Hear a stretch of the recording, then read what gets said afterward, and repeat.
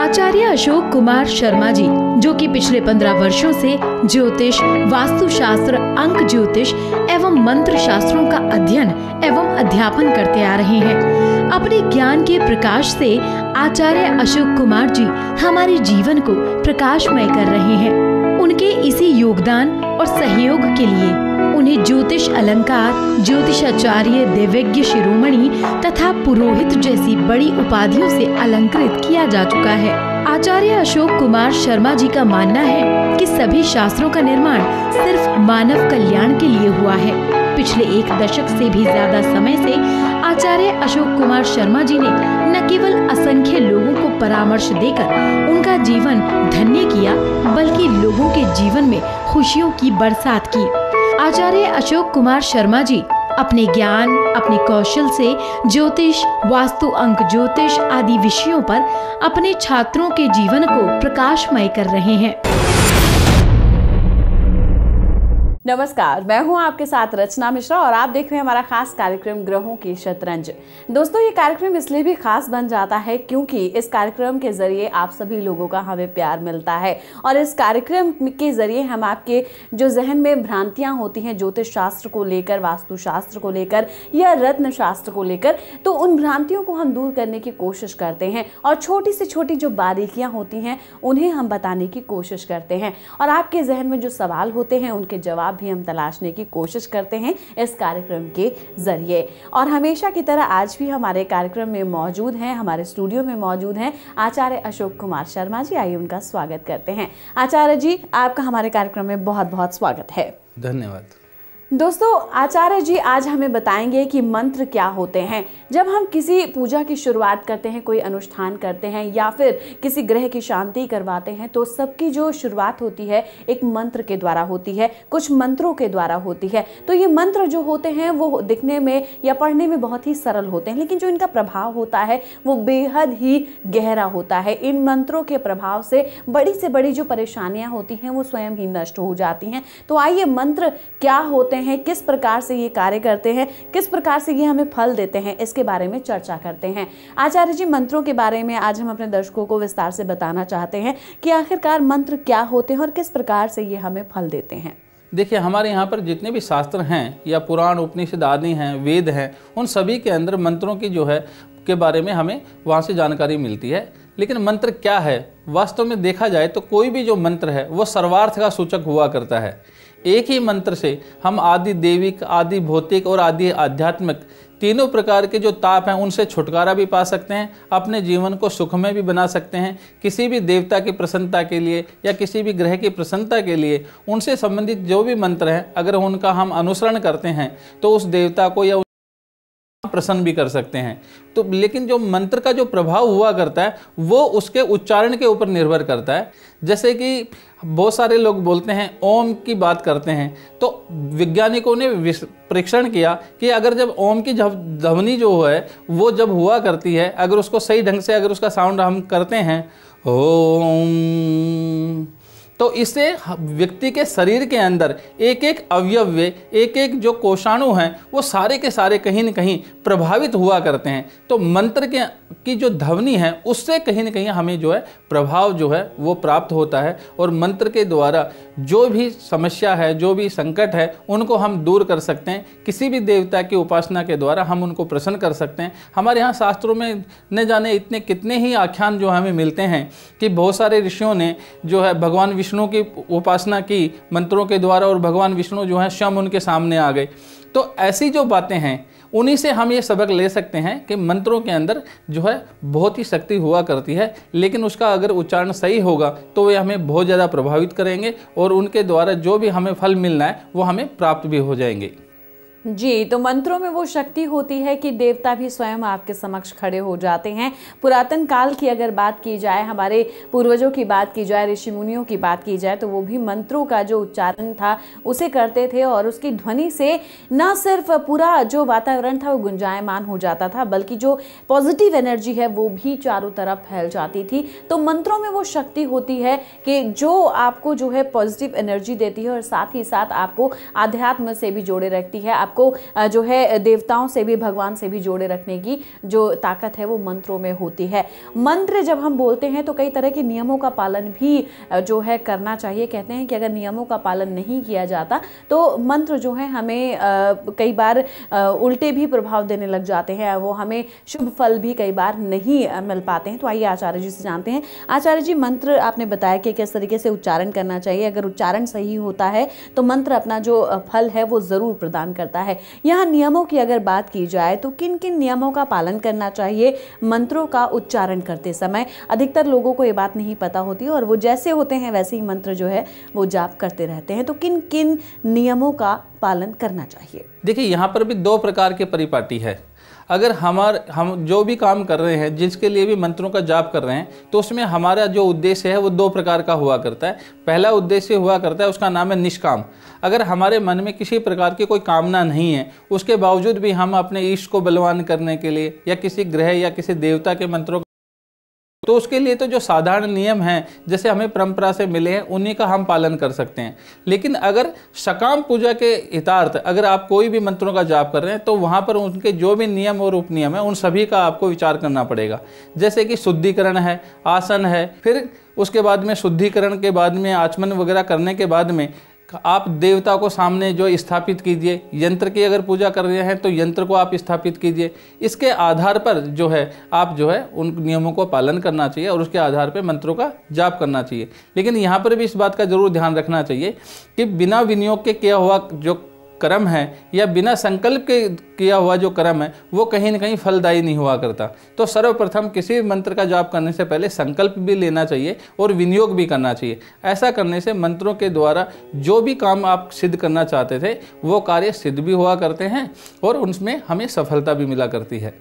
जी, तो मंत्रों का उच्चारण के बारे में आपको आचार्य जी ने बताया थे और आप बताया कि किन किन नियमों का जो है वो पालन करना चाहिए।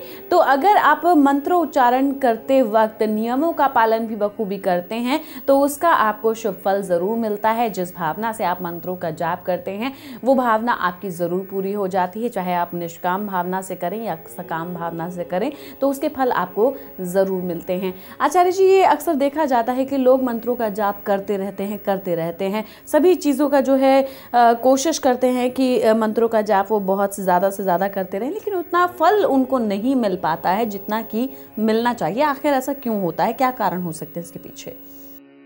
देखिए, हमारे यहाँ पर जो हैं बहुत सारे जो मंत्र हैं वो शापित मंत्र हैं। भगवान श्री कृष्ण स्वयं कहते हैं कि मंत्रों के अंदर मैं गायत्री हूँ, लेकिन गायत्री मंत्र जो है वो पहले से शापित होने के कारण गायत्री मंत्र का हम उच्चारण भी किया करते हैं, उनका जो है पालन भी किया करते हैं, लेकिन गायत्री मंत्र के आधार पर जो हमें फल मिलने चाहिए वो व्यक्ति को नहीं मिल रहे। इसके पीछे क्या कारण है? कहीं न कहीं यही एक कारण है कि ब्रह्मा जी के द्वारा, वशिष्ठ के द्वारा और विश्वामित्र के द्वारा, इन तीनों ऋषियों के द्वारा गायत्री मंत्र को शाप दिया हुआ है। जब तक आप शाप विमोचन नहीं करेंगे तब तक गायत्री मंत्र का जो फल मिलना चाहिए वैसा फल हमें प्राप्त नहीं होगा। यहाँ पर मात्र जो है आस्था या निष्ठा का जो फल है वो ही हमें मिलता है। लेकिन अगर शाप विमोचन करने के उपरांत अगर इस मंत्र का जाप करते हैं तो हमें पूर्ण रूप से फल मिलेगा। तो जो भी लोग किसी मंत्र का पालन कर रहे हैं तो उन्हें पहले ये देखना चाहिए कि ये मंत्र शापित है या नहीं है। ज़्यादातर मैं आपको ये बतला दूं कि जितने भी बीज मंत्र हुआ करते हैं उनमें से कोई भी मंत्र शापित नहीं है, इसलिए बीज मंत्रों को करना सर्वश्रेष्ठ कार्य माना गया। लेकिन जो बड़े बड़े मंत्र हैं उनकी प्रविधियां भी जो है थोड़ी लंबी हुआ, नियम उपनियम भी थोड़े बड़े हुआ करते हैं, लेकिन बीज मंत्र जो है वो शापित नहीं है। बड़े मंत्रों में बहुत सारे ऐसे मंत्र हैं जो शापित होने के कारण हमें फल नहीं देते। तो सबसे प्रमुख कारण जो है वो है शाप का होना। तो बहुत सारे मंत्र शापित होने के कारण हमें फल नहीं दे पाते।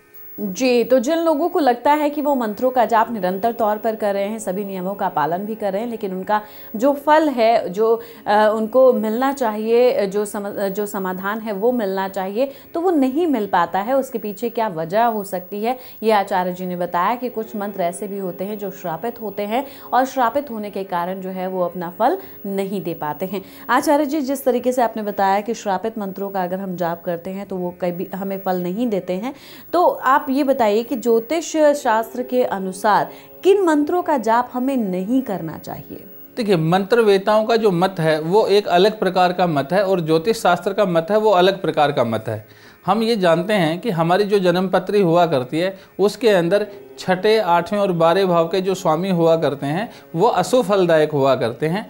ऐसे में अगर छठे, आठवें, 12वें भाव का जो स्वामी होते हुए भी यदि वो अकारक है, अगर यदि वो ग्रह लगन, पंचम या नवम का स्वामी नहीं है, तो ऐसे में छठे, आठवें, 12वें भाव में जो भी राशियां हैं उन राशियों के जो अक्षर हुआ करते हैं, ज्योतिष शास्त्र में क्या है कि प्रत्येक राशि के अंदर 9 अक्षर हुआ करते हैं। जैसे मेष राशि है, उसके अंदर चू, चे, चो, ला, ली, लू, ले, लो, आ, इस प्रकार से 9 अक्षर हैं। तो मान लो मेष राशि जो है वो किसी के अष्टम में पड़ती है, कन्या लगन की बात कर लीजिए आप, तो ऐसे में च अक्षर से या चू अक्षर से, ले अक्षर से या आ अक्षर से जो भी मंत्र का प्रारंभिक जो शब्द है, अगर इन मंत्रों का वो जाप करता है तो कहीं ना कहीं उसके लिए अच्छा नहीं होता। तो इस प्रकार का विचार हमारे यहाँ पर ज्योतिष शास्त्र में किया गया है। तो हम कह सकते हैं कि कुछ मंत्र ऐसे भी हुआ करते हैं जो हमारे लिए अच्छे नहीं हुआ करते, उनका ध्यान हमें किसी ज्योतिष शास्त्री के देख रेख में जो है इसका हमें जानकारी प्राप्त कर लेनी चाहिए, जिससे कि हमें मालूम पड़े कि किन अक्षरों का शुरुआत कहाँ से हुआ करती हैं और वो अक्षर जो हैं वो किन राशियों के अंतर्गत आया करते हैं, और वो राशियाँ क्या आपकी जन्म पत्री में शुभ भाव में स्थित है या अशुभ भाव में स्थित है। इस प्रकार का विचार करके भी अगर हम मंत्रों का जाप करते हैं तो वो हमारे लिए बहुत अच्छा होता है। तो जिस प्रकार से आचार्य जी ने बताया कि किस तरह से और कौन से मंत्रों का हमें जाप नहीं करना चाहिए, उम्मीद करते हैं कि आप भी जो है इस बात को समझ गए होंगे और अब इसी प्रकार से आप मंत्रों का जाप करेंगे। अब आप इस बात को समझने में सक्षम हो गए कि कौन से मंत्रों का जाप हमें नहीं करना चाहिए। जी हाँ, मंत्रों के बारे में आज हम बात कर रहे हैं कि कौन से मंत्र जो हैं हमें फल नहीं देते हैं क्योंकि वो श्रापित होते हैं, जिस तरीके से आचार्य जी बता रहे हैं। और ये कार्यक्रम उन लोगों के लिए भी बेहद महत्वपूर्ण हो गया है और जो कि ज्योतिष में ही अपने भविष्य को संवारना चाहते हैं, तो उनके लिए भी छोटी से छोटी चीज़ें अगर वो इस कार्यक्रम में देखकर नोट करते हैं तो वो भी उनके लिए काफ़ी फायदेमंद होने वाली हैं। तो चलिए आगे बढ़ते हैं। मंत्रों की बात कर रहे हैं, ज्योतिष शास्त्रों के अनुसार कौन से मंत्रों का जाप नहीं करना चाहिए, आपने हमारे दर्शकों को बताया। अब आप ये बताइए कि जिस तरह से जो है मंत्र होते हैं हमें लाभ पहुंचाते हैं, अगर पुराने काल की बात की जाए तो ऋषि मुनि भी उसका जाप करते थे, मंत्रों के जरिए ही जो है वो प्रसन्न कर देते थे देवताओं को। लेकिन जो मंत्र होते हैं क्या हमें नुकसान भी पहुंचा सकते हैं, ये भी एक सवाल जो है वो लोगों के जहन में उठता है। लेकिन अधिकतर लोग यही सोचते हैं कि मंत्र का जाप करेंगे तो हमें फ़ायदा ही होगा, तो क्या इसका नुकसान भी हो सकता है? देखो, इसके पीछे जो महत्वपूर्ण जो कारण है वो है व्यक्ति का मंत्र बोलने की जो कैसी क्षमता है, क्या वो सही ढंग से शुद्ध उच्चारण कर पा रहा है या नहीं कर पा रहा, क्या ये जो भी उसके अंतर्गत जो नियम है उन नियमों का वो पालन कर पा रहा है या नहीं कर पा रहा। यदि मंत्र का उच्चारण शुद्ध रूप से नहीं हो पाएगा और उसके लिए जो भी नियम हैं उन नियमों का भी अगर वो पालन नहीं कर रहा है तो ऐसे में मंत्रों का कुफल भी मिलना जो है वो बहुत महत्वपूर्ण माना गया है। तो ऐसे में कहीं ना कहीं कुफल भी मिलने लग जाता है व्यक्ति को।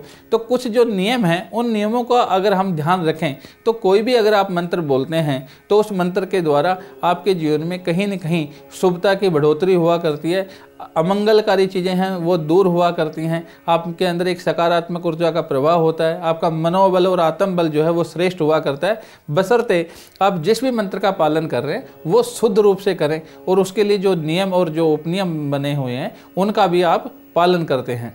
तो दोस्तों, आचार्य जी ने बताया कि किस तरह से जो है आप कौन से मंत्रों का उच्चारण कर सकते हैं अगर आप अपने इष्ट देवता के और भी करीब जाना चाहते हैं, अपने उस रिश्ते को और भी मजबूत करना चाहते हैं, तो उससे जुड़े हुए मंत्रों का आप जो जाप है वो जीवन भर कर सकते हैं, बशर्ते मंत्रों का जाप करते समय नियमों का पालन भी करना बेहद ज़रूरी होता है। लेकिन अगर आपकी कुंडली में कोई ग्रह जो है वो उल्टी चाल चल रहा है या उसका प्रभाव जो है वो प्रतिकूल प्रभाव जो है वो पड़ रहा है, तो उस प्रभाव को कम करने के लिए अगर आप मंत्रों का जाप करते हैं तो भी उसके लिए आपको किसी अच्छे ज्योतिषी की सलाह लेना बेहद ही आवश्यक हो जाता है। अगर आप किसी अच्छे ज्योतिषी की तलाश कर रहे हैं तो आपकी तलाश यहाँ पर खत्म होती है, क्योंकि आचार्य अशोक कुमार शर्मा जी आपकी सेवा के लिए हमेशा ही तत्पर हैं और एक बार सेवा का मौका अवश्य दीजिए, क्योंकि जो आपके जहन में सवाल हैं उनके जवाब हम इस कार्यक्रम के जरिए ढूंढने की कोशिश करते हैं, आपकी समस्याओं का समाधान करने की कोशिश करते हैं और वो बारीकियां अशोक कुमार शर्मा जी आपको बताते हैं जो आपको कहीं भी सुनने को नहीं मिलेंगी, और वो बारीकियां ही आपके बेहद काम आने वाली हैं। दर्शकों, मंत्रों की हम बात कर रहे थे और मंत्रों की जो बात है वो हम आगे भी करते रहेंगे, लेकिन फिलहाल रुकेंगे एक छोटे से ब्रेक के लिए। आप देखते रहिए हमारा खास कार्यक्रम ग्रहों की शतरंज। मेरे जीवन में ज्योतिष और वास्तु का बहुत ही महत्व रहता है। समय पहले मैं अपने पारिवारिक जीवन से कुछ समस्याओं के कारण बहुत ही परेशान और निराश हो गया था। जब से मैं इस इंस्टीट्यूट में आया हूं, तब से मैंने सीखा है और 1 साल तक मैं इसको लगातार सीखते रहा। सीखने के बाद मैंने खुद ही इन चीज़ों का बहुत सारे उपाय किए, जिससे मुझे बहुत फ़ायदा हुआ। मैं यहाँ पर 1 साल मुझे लगभग पढ़ते पढ़ते हो गया है। मैंने अब ये फैसला किया है कि मैं इसको अपना एक प्रोफेशनल रिटायरमेंट के बाद इसको एक प्रोफेशनली अपनाऊंगा और गुरुजी के मार्गदर्शन में मैं लोगों का भला करूँगा। मैं गुरुजी से 4 साल से कनेक्टेड हूँ और इनका जो पढ़ाने का ढंग है वो सिंपल वे में एक आराम से समझ आ जाता है। इनके पास में आके मैंने इतना सिंपल वे से सीखा, जो कि एक रट्टाफिकेशन थी वो मेरी ख़त्म हो गई। जो हमारे गुरुवर हैं श्री अशोक कुमार जी, उनके बारे में तो तारीफ़ करना तो ये समझिए कि सूरज को दीपक दिखाने वाली बात है। यदि ब्राह्मणों के कर्म को आगे बढ़ाना है तो ऐसे गुरुजनों का होना बड़ा ही आवश्यक और बड़ा ही ज़रूरी है। अगर ऐसे गुरुवर सभी को भी मिल जाए तो मैं ये कह रहा हूँ कि जो हमारी वैदिक संस्कृति है, जिसे हम ज्योतिष वास्तु कहते हैं, उसको आगे बढ़ाने में बहुत ज़्यादा सहायता मिलेगी। जो चीज़ उन्होंने एक बार किसी को पढ़ा दिया और समझा दिया, वो दिमाग से कभी निकलता ही नहीं है। वो ऐसे बैठ जाता है मान लो जैसे पता नहीं कितने पुराने टाइम से उन्होंने पढ़ रखा हो। उनका पढ़ाने का तरीका ही बिल्कुल अलग है। हमारा पता है institute of Vastu astrology and gemology, C118, first floor, Palam व्यापार केंद्र मार्केट, पालम विहार, गुड़गांव 122017। हमारे फोन नंबर्स हैं 0124407383, 9971743292, 9810155145। हमारी ईमेल आईडी है ग्रहों की शतरंज @gmail.com। हमारी वेबसाइट है www.iwag.com।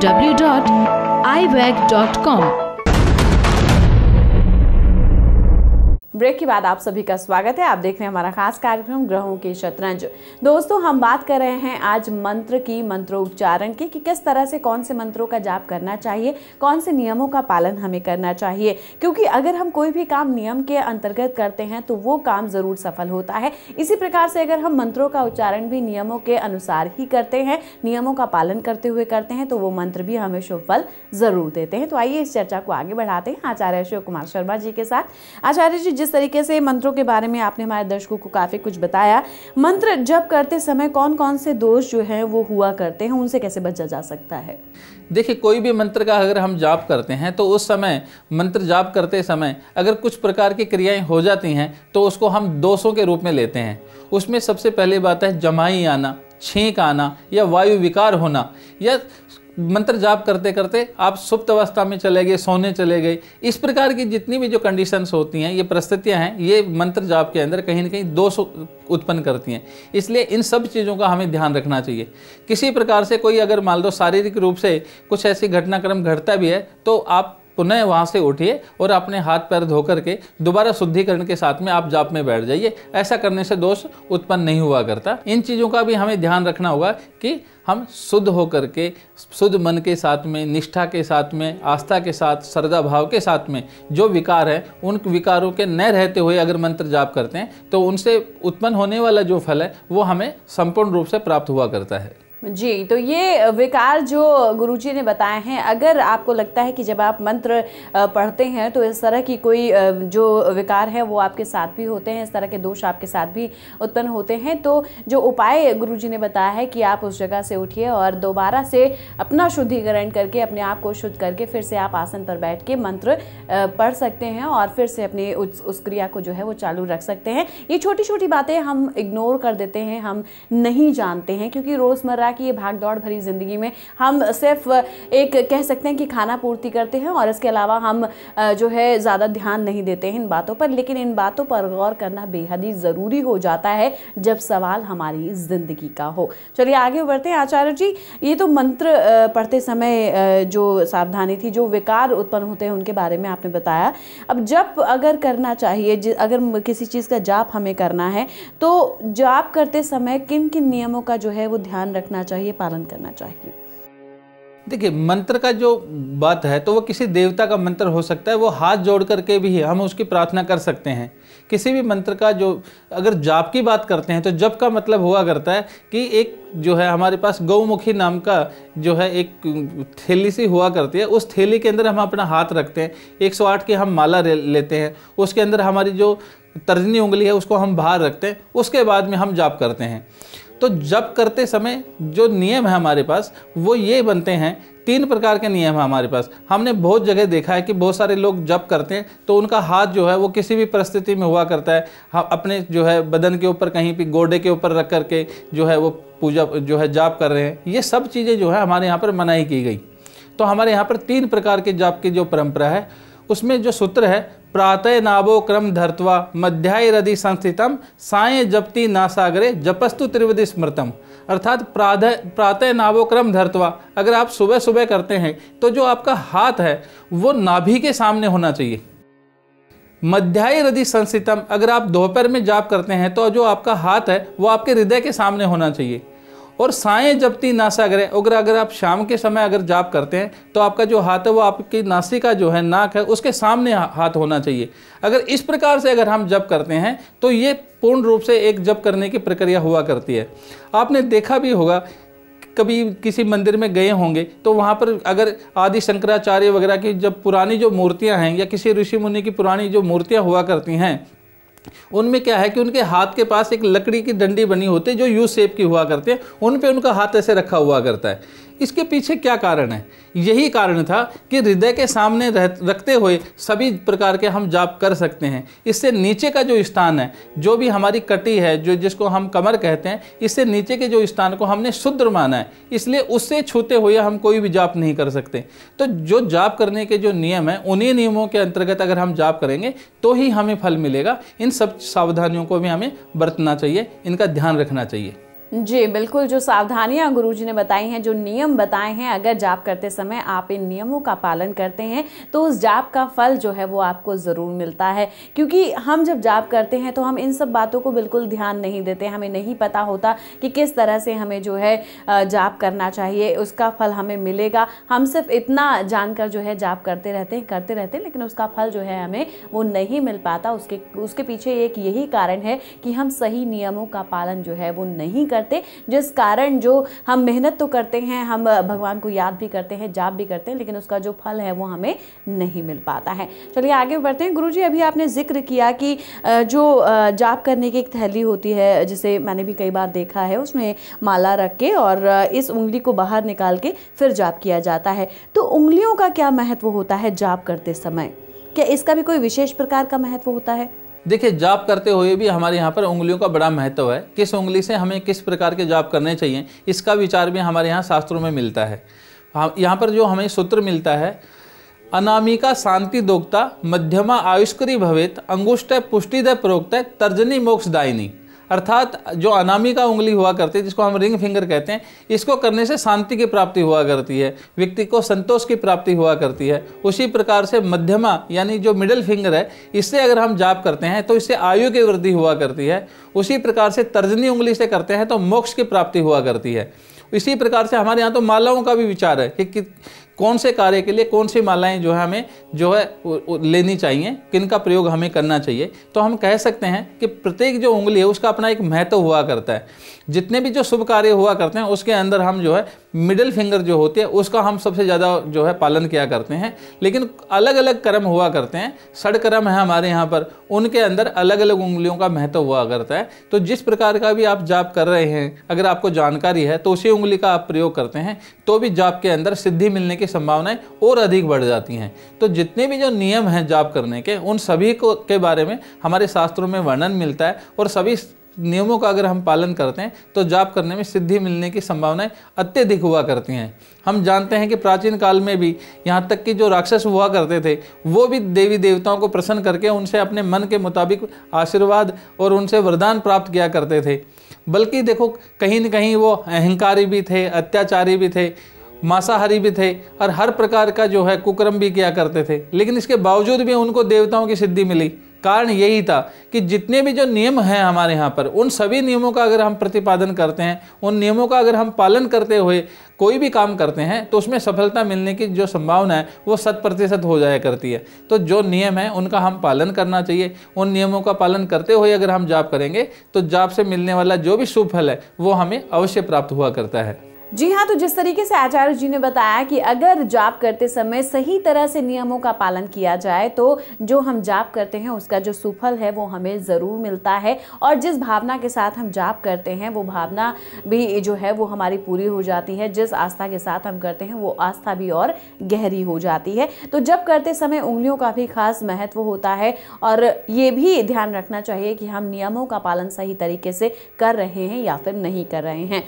आचार्य जी, जिस तरीके से आपने हमें इतनी सारी जानकारियां दी मंत्र को लेकर और जाप को लेकर कि किस तरह से मंत्रों का उच्चारण करना चाहिए, कौन से मंत्रों का उच्चारण नहीं करना चाहिए, तो कार्यक्रम जो है वो हमारा समाप्ति की ओर बढ़ रहा है। तो आपसे जानना चाहेंगे हमेशा की तरह आज भी कुछ ऐसे सुझाव, कुछ ऐसे उपाय जो कि हमारे दर्शकों के लिए लाभदायक हों। देखिए, हमारे यहाँ पर जो प्रातः स्मरण के मंत्र जो हैं वो किसी भी कर्मकांड की पुस्तक से आपको मिल जाएंगे। तो वहाँ पर क्या है कि 12 जो नाम है भगवान जो गणेश जी हैं उनके लिए गए हैं। उसके बाद में भगवान विष्णु का एक मंत्र मिलता है। उसके बाद में 12 जो भगवान सूर्य हैं उनके मंत्र मिलते हैं। उसके बाद नवग्रहों के जो मंत्र हैं वो भी हमारे को मिलते हैं, और जितनी भी जो मोक्षदायिनी जो नगरियाँ हैं उनका भी जिक्र है। तो एक प्रातः स्मरण करके एक मंत्र हुआ करता है जो थोड़ा सा बड़ा तो हुआ करता है, लेकिन अगर हम रोजाना अपने जीवन में उसको ले लेते हैं तो आप अपने जीवन में आदि दैविक, आदि भौतिक और आदि आध्यात्मिक तीनों प्रकार के जो ताप हैं उनसे भी दूर हो सकते हैं, और हर प्रकार से आप अपने जीवन में खुशहाली भी प्राप्त कर सकते हैं। तो आप प्रातः स्मरण जो मंत्र है वो आप कहीं से लेके आइए और उसका आप रोजाना उच्चारण कीजिए। नित्य क्रम के अंदर आप उसको ढाल लीजिए। फिर आप देखिए आयु, आरोग्य, ऐश्वर्य, धन संपदा आदि की जो वृद्धि है वो आपके जीवन में निरंतर होने लग जाएगी। लेकिन श्रद्धा के साथ कीजिए, भाव के साथ कीजिए, नियमों के साथ में कीजिए। अगर ऐसा करते हैं तो आपका जो जीवन है वो बहुत ही खुशहाल हो जाएगा। जी, तो कोई भी मंत्र का जाप करें, कोई भी जप करें, लेकिन नियमों का पालन करना ना भूलें, क्योंकि जब आप सही नियमों के साथ ही कोई काम करते हैं, चाहे वो मंत्र का जाप हो या फिर कोई और काम हो, तो वो काम जो है आपका सफल ज़रूर होता है। आचार्य जी ने आपको बहुत ही उपयोगी जानकारी दी है। इस जानकारी का आप इस्तेमाल करें और अपने जीवन को खुशहाल और सुखमय बनाना बिल्कुल भी ना भूलें। आचार्य जी, आप हमारे इस कार्यक्रम में शामिल हुए, हमारे दर्शकों को तमाम उपयोगी जानकारी दी, इसके लिए आपका बहुत बहुत शुक्रिया। धन्यवाद। दोस्तों, आचार्य अशोक कुमार शर्मा जी ने आपको बताया कि कौन कौन से मंत्रों का जाप हमें करना चाहिए, किस तरह से करना चाहिए, किन नियमों का पालन हमें करना चाहिए, और जप के बारे में भी बताया गया कि किस तरह से जो है किस प्रकार से जप हमें करना चाहिए। हमें जो है प्रातः और दोपहर के समय और शाम के समय जब हम जाप करते हैं तो इन तीनों ही जो समय है, जो समय का चक्र है, इसमें आप किस किस जगह पर जो है अपने हाथों को रखकर जो है वो जाप कर सकते हैं, तो आपको सही जो उसका फल है वो भी आपको सही तरीके से मिलेगा। तो ये सारी चीजें हैं छोटी छोटी सी, लेकिन हम इन्हें नजरअंदाज कर देते हैं और इसका फल से जो हम हैं वो वंचित रह जाते हैं। तो इस फल को अगर आपको पाना है, अगर आपको मंत्रों की शक्ति को सचमुच जानना है, सचमुच पहचानना है, तो नियमों का पालन करना बिल्कुल भी ना भूलें।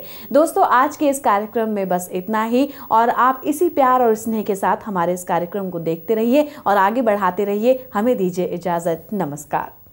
हमारा पता है institute of Vastu astrology and gemology, C118, first floor, Palam व्यापार केंद्र मार्केट, पालम विहार, गुड़गांव 122017। हमारे फोन नंबर्स हैं 0124407386 9971743292 9810155145। हमारी ईमेल आईडी है grahokishshatranj@gmail.com। हमारी वेबसाइट है www.iwag.com।